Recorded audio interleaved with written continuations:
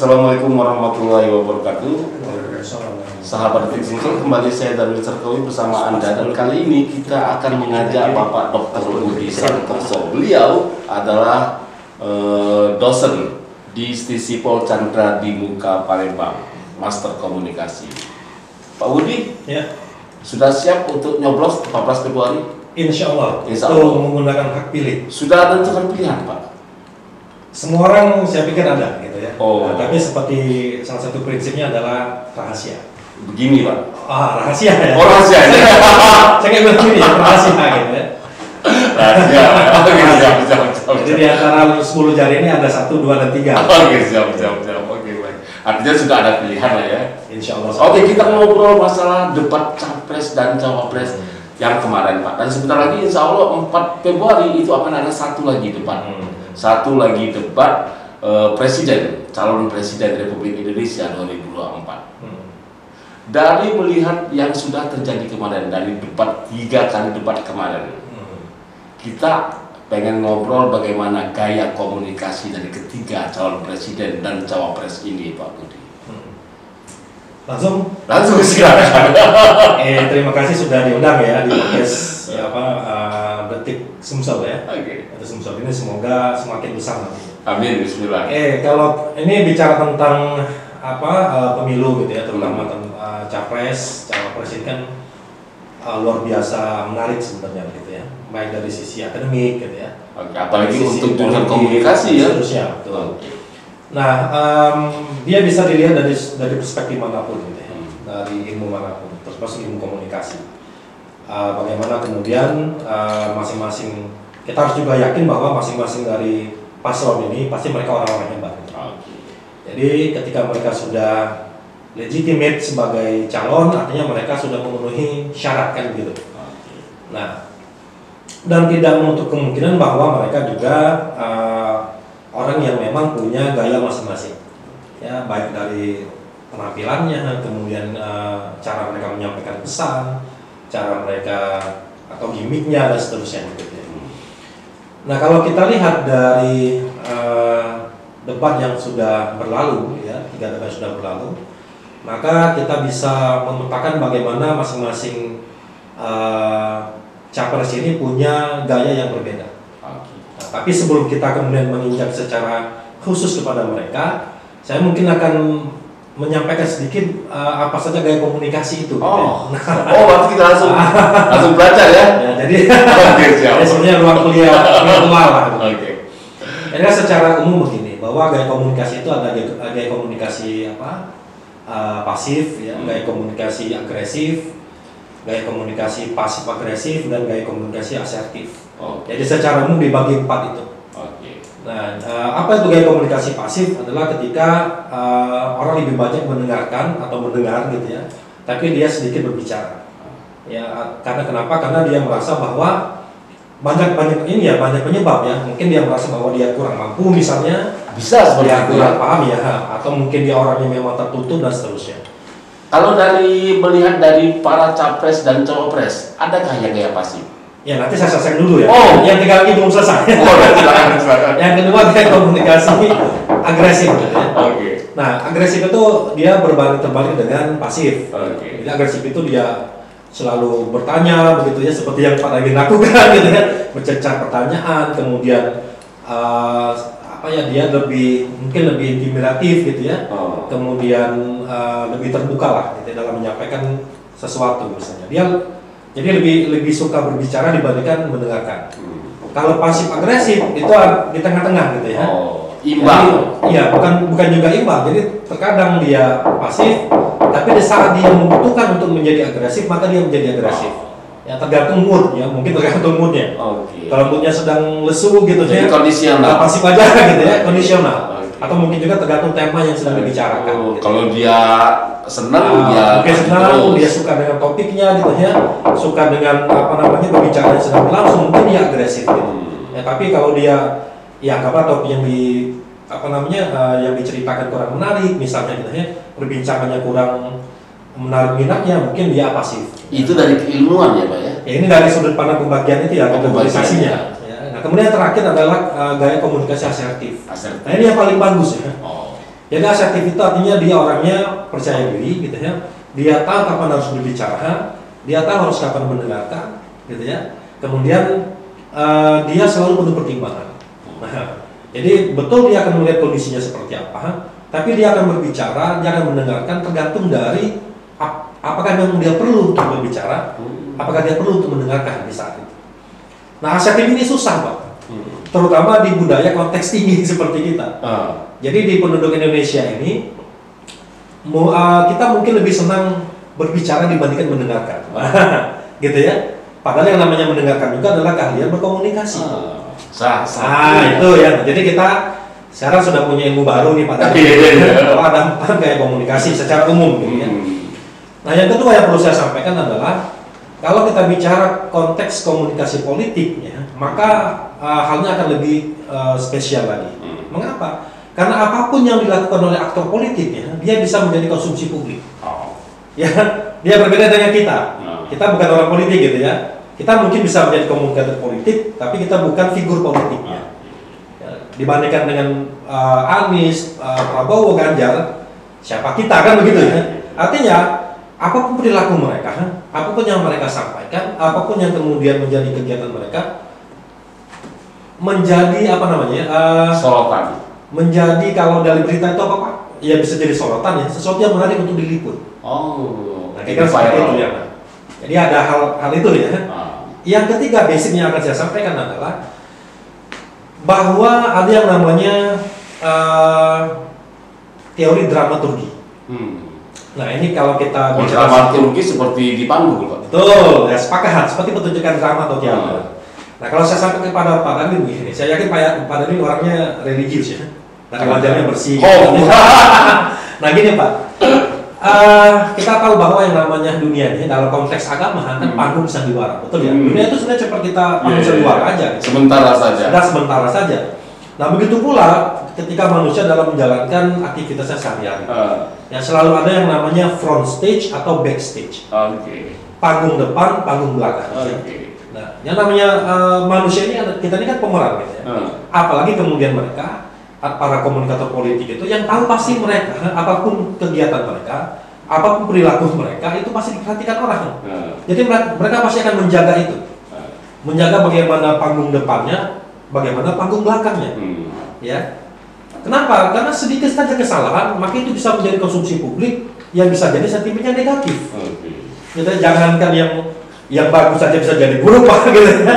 Apalagi perilaku buruk Pak, kan?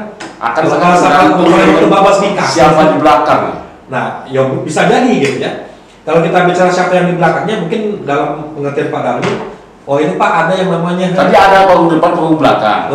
Jadi panggung belakang ini orang yang sebenarnya orang yang aktif juga, tapi dia aktif untuk mengarahkan yang orang depan. Begini Pak, itu kembali ke kita Pak. Kayak Pak Darwin. Pak Darwin sekarang ini akan bisa jadi berbeda dengan Pak Darwin ketika Pak Darwin di rumah. Ya, Pak Darwin mungkin di rumah tidak akan memakai jas kan? Tidak mungkin nonton TV pakai jas, celana panjang gitu kan, rambutnya gerimis nggak mungkin. Ya kita apa adanya kita. Jadi ada yang namanya expression, ada yang namanya expression given off. Ada yang kenyataan yang memang secara lepas kita sampaikan, ada yang kemudian kita atur.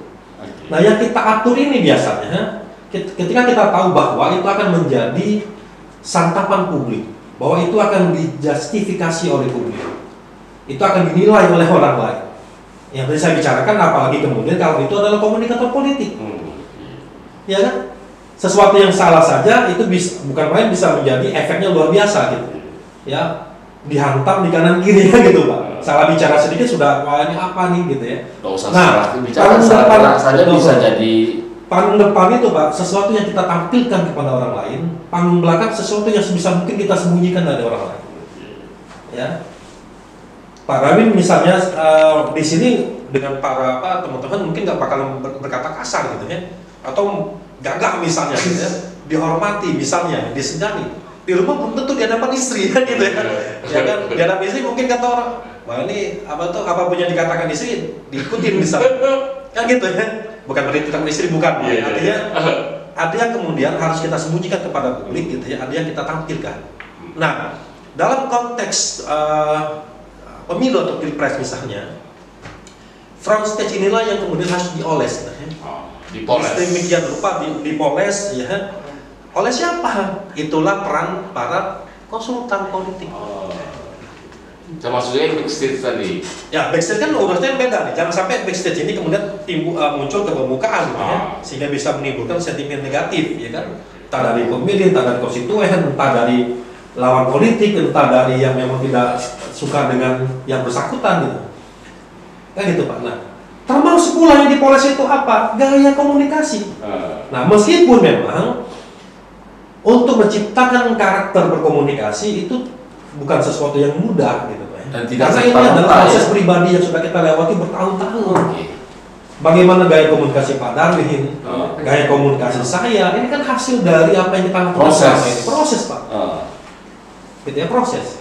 Konsultan mungkin dia hanya bisa secara mungkin akan bisa memberikan input gitu atau masukan gitu ya.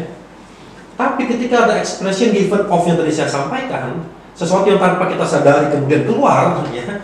Nah itu yang kemudian bisa kita nilai.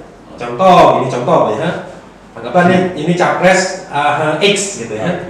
Disampaikan nih oleh tim konsultannya, Bapak pokoknya jangan emosional. Nah gitu misalnya ya. Karena kenapa? Emosional itu buruk Pak bagi pencitraan. Nah ketika di panggung debat misalnya disampaikan pertanyaan yang menohok begitu ya, pertanyaan yang menyinggung perasaannya, dia sudah lupa tadi dengan apa? Dengan yang masukan dari konsultan. Jadi emosionalnya yang main. Emosionalnya benar-benar emosi dia kan. Dia akhirnya apa? Nggak bisa dikontrol Pak.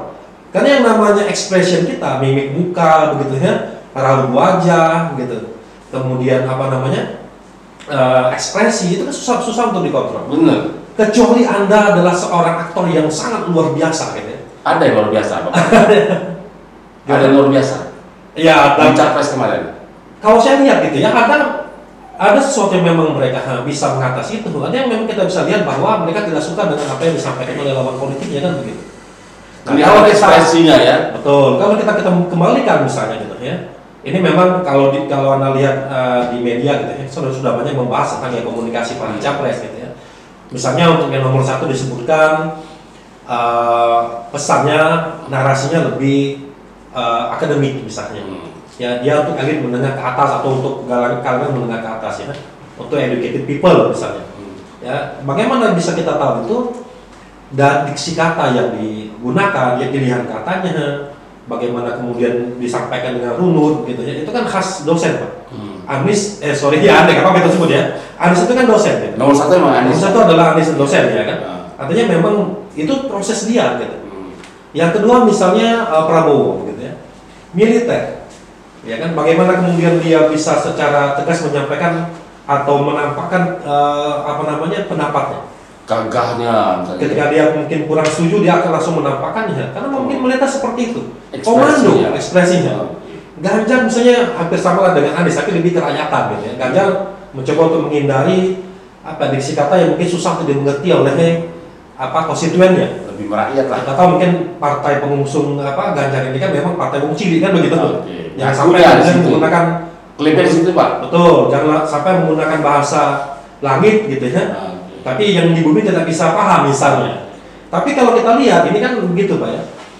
Anies tidak akan mungkin kemudian merubah kalimat-kalimatnya. Karena memang seperti itu dia. Prabowo juga seperti itu. Ganjar prosesnya di sana memang ya. Dan itu sudah tercipta secara lama. Kalau misalnya Pak Budi, Bapak melihat ada 3 capres dan 3 cawapres yang tampil di TV dan ditonton banyak oleh para calon pemilih. Ya, yang kira-kira bisa masuk ke masyarakat secara umum, Pak. Dan begini Pak, ini kan ibaratnya kan capresnya kan jualan produk Pak. Kalau kita bicara produk ya, kalau di ilmu pemasaran itu kan ada yang 7P gitu ya. Tahu kan Bapak 7P itu? Atau sudah lupa gitu? Ada produk segala macam, ada place gitu, ada price. Nah, artinya apa? Ketika mereka jualan produk, gagasan mereka itu adalah produk. Ya kan? Maka sebenarnya produk ini sudah ada segmennya. Gitu ya. Segmen yang satu ini kemana sih sebenarnya? Kalau misalnya begini, saya pernah mengatakan bahwa saya ini Pak orangnya orang yang suka dengan gagasan yang luar biasa gitu ya. Saya suka dengan